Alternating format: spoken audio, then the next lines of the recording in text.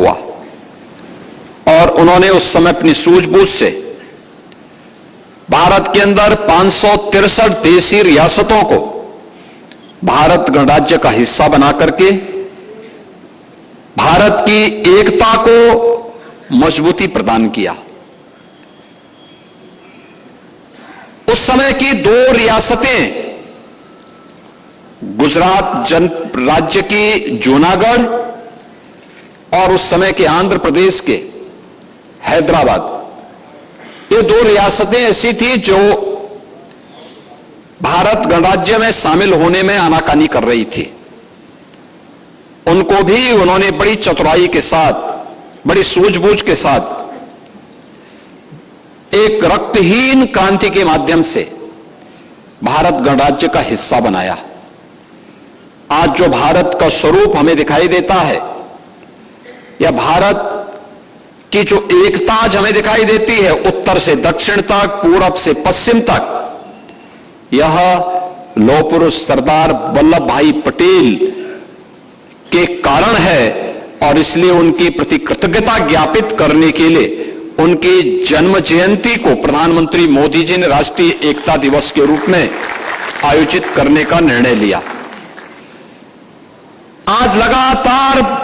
एक तरफ भारतीय जनता पार्टी और भारतीय जनता पार्टी से शासित केंद्र और राज्य सरकारें पूरे देश के अंदर एक भारत श्रेष्ठ भारत के इस अभियान को आगे बढ़ाने का कार्य कर रहे हैं। भारत की एकता के लिए, भारत की अखंडता को सुनिश्चित करने के लिए, भारत की सुरक्षा को सुनिश्चित करने के लिए, भारत को दुनिया की एक बड़ी ताकत के रूप में बना करके विकसित भारत की संकल्पना को पूरा करने के लिए पूरी ताकत के साथ आगे बढ़े हुए हैं। लेकिन वहीं बहुत सारे ऐसे तत्व भी हैं, राजनीतिक दल भी हैं, जो अंग्रेजों के द्वारा जो साजिश की गई थी, फूट डालो राज करो, उस को अंगीकार करके लगातार इस अभियान में लगी हुई हैं। आप देख रहे होंगे, कांग्रेस हो, समाजवादी पार्टी हो, या इंडी गठबंधन से जुड़े हुए जितने भी दल हैं,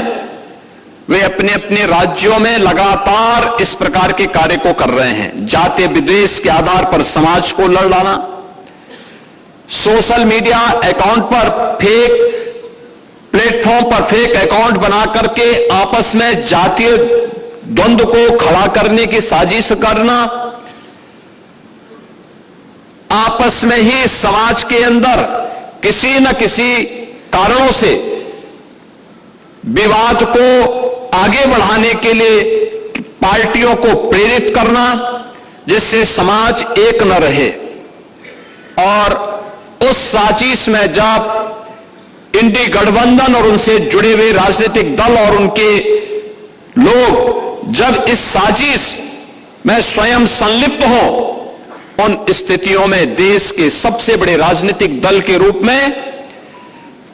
भारतीय जनता पार्टी को और केंद्र और राज्य सरकार की जिम्मेदारी बनती है कि इनकी साजिश से समाज को अवगत कराते हुए हम भी पूरे सामाजिक एकता को मजबूती बनाए रखने के लिए अपने कार्यक्रम को मजबूती के साथ आगे बढ़ाएं। और मजबूती से आगे बढ़ाने के लिए हमारे सामने इससे अच्छा अवसर नहीं आ सकता, जो अवसर सरदार साहब की पावन जयंती के अवसर पर आया है। 31 अक्टूबर को हर जनपद में Bharatiya Janata party run for unity का कार्यक्रम आयोजित करती है। हर जनपद में होता है, बड़े पैमाने पे होता है, हर स्तर पर लोग कराते हैं। यह कार्यक्रम तो होना ही है, लेकिन इन कार्यक्रमों के साथ साथ कुछ नए कार्यक्रम जोड़े गए हैं। जैसे 1 नवंबर से 26 नवंबर तक